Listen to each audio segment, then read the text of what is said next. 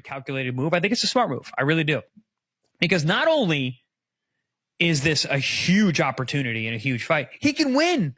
That's the craziest thing. I'm talking to people and they're like, I think Boots is too confident. I think Boots thinks he's going to walk over this kid. I'm like, stylistically, it's a really tough fight for Boots. I've never seen Boots really close the distance on a guy who can move and is going to punch. Because if he sits there and fights the way that he did against Karen Chukatsian in the first fight, he loses. If he fights in the same way he did in the Karen Chukatsian fight, second fight, he loses. You can't just walk in the front door. Who was the Armenian fighter that he fought? That Terrence Crawford and KO? Avanesian. Exactly. You fight that fight with Xander, you lose. You can't fight that way. You've got to show me things you haven't shown. I've heard you can do it in the gym. I've heard all that. That's all great. You got to do it on Fight Night. You got to do it under those lights. Because if you don't, Xander Zayas is going to box his shoes off and he's going to win that fight. But, yeah, I agree. I thought there was a lot So a lot of people in gyms are saying that maybe Boots is being a little too confident. Hey, man. Say, man. Y'all know what it is. We cluster. I know we're talking about that boxing. I'm big boss hog, boss dog, K-Po through the dough.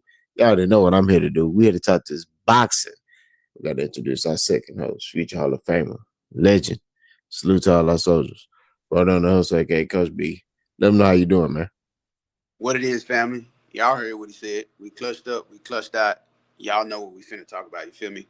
But first things first. Y'all know what I'm finna tell y'all. God wake you up. He put breath in your body. Everything else is extra. Get up. Do you. Take care of the fam. Don't let nobody steer you away from that. And with all that being said, y'all know what it is. I'm going to pass it back to K-Po. He going to continue the show, and we finna let y'all know how we flow. Already. So, Jaron Ennis. Man, it's been a lot of stuff surrounding Jaron Ennis. Now, those who live under a rock, Jaron Ennis is supposed to fight on the Houston holiday, June 27th. Shout out to everybody in Houston. But there's been backlash to Jaron Ennis for the simple fact of how he's talking about how he's basically gonna knock out Xander Zayas. He said he might do it in one round. So Chris Algeri and Paulo Malignaggi have talked about how Jaron Ennis is overlooking Xander Zayas, and they feel like he's too confident, and they feel like due to the fact that Jaron Ennis is overlooking Xander, they feel like Xander Zayas will beat Jaron Ennis. So, Coach, based off those statements, you know, looking at the press conference, looking at what Boots is saying, looking at Xander saying that he'll knock out Boots. Do you feel like Jaron Ennis is too confident? You feel like he's overlooking Xander, or do you feel like it's just fighters being fighters? Let me know something. I think this is a simple subject to me right here. It's kind of like the coach from the Arizona Cardinals a long time ago when he took that L in the playoff game and he said, they are who we thought they were. Simple. Boots, right now, his confidence is being mistaken for, cockiness. And I don't think he's overlooking Xander Zayas. I think he just knows what he holds within himself. I think he has a level of confidence within himself, especially in a fight like this against a young champion in Xander Zayas. You know what I'm saying? Nothing against Xander Zayas. He's going to be a solidified fighter when it's all said and done for him. But right now, it's you kind of was put in the crosshair. You was kind of put placed as a rock in between a hard place. You know what I'm saying?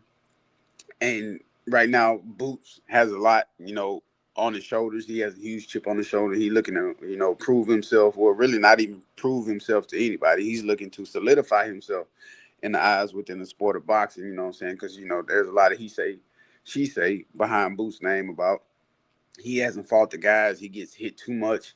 He plays around too much. He's a showman. He's a showboater within the ring, so he has a lot to prove.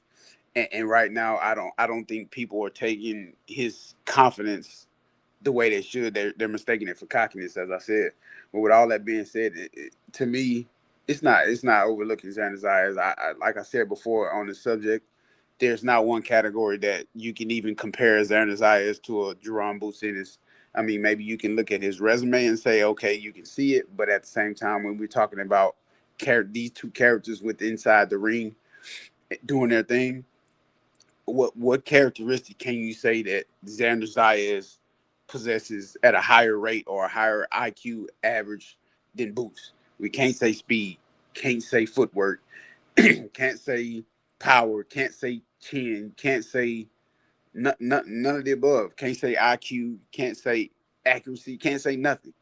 Xander Zayas is not better than Boots in any category. So at this point, what does Boots have to scale back on? There's nothing Boots has to worry about. I don't think Xander Zayas hits hard enough to even get Boots' attention. And like I say, it's no disrespect to Xander Zayas. You just got to think about Boots as a whole fighter in the ring. You got to look at some of the punches he has taken from some of the fighters he's taking the punches from cleanly to the chin. You know what I'm saying? But again, I can go on and on about this subject. It's just Boots. He's confident. He knows what he has to do. He's going to execute on what he has to do. And Xander Zayas, again, he's just standing in front of a rolling freight train right now. And it sucks for him that you just gonna have to be the guy Boots makes an example out of. And hopefully in this fight, we don't see too much of the showboat Boots. I want to see him just go in there and execute from opening bell, straight execution, no playing around, no nothing. You say you're gonna get him out of there in round one. I want to see the intent. Even if you don't get him out in round one, you said it out of your mouth. I want to see the intent to get a guy like Xander Zayas out of there in round one. And we've seen Xander Zayas is there to be hit, especially with in between punches and what his Boots like to do. He likes to punch in between punches. He has an offset rhythm. That's how Boots fights. He has an offset rhythm, and he's going to punch in between punches when you think you're supposed to be, moving yourself in between mid-range and outside. Boots likes to punch within those stages of the fight. So, again, I don't see Xander Zayas having anything to stop Boots from doing what he wants to do in this fight. I'm taking Boots all the way. Yeah, I think it's just fighters being fighters. Jaron Ennis is better, like Coach B said. He's just better in every category than Xander Zayas. Xander Zayas, I think a lot of people are looking at the fact that he's a unified champion, but when you analyze his resume, who he fought, like he beat Abasa Abreu, who won his belt in Germany, right? And then he beat the guy before he fought that Garcia guy. Who was that? So it's like Roger Mayweather say, who he beat? Who he beat? I'm just being real. Like, who he beat?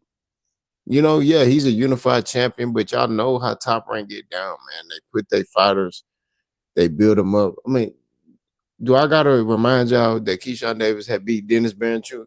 Coach, I don't know if you remember that fight, but Dennis Baranchuk looked like he was an amateur in there with Keyshawn Davis. The stuff he was doing, Keyshawn wasn't even doing nothing crazy. It was just Dennis Baranchuk doing like crazy stuff that a pro fighter not supposed to be doing. So, like I said before, and he was a champion. Like I said before, man, Top Rank got careful matchmaking. They put their fighters in successful or favorable matchups. And I was shocked that they put Xander in there. I told y'all, I didn't think they was going to do that. I thought they was going to protect Xander. But they end up putting him in this matchup with Jaron Ennis. And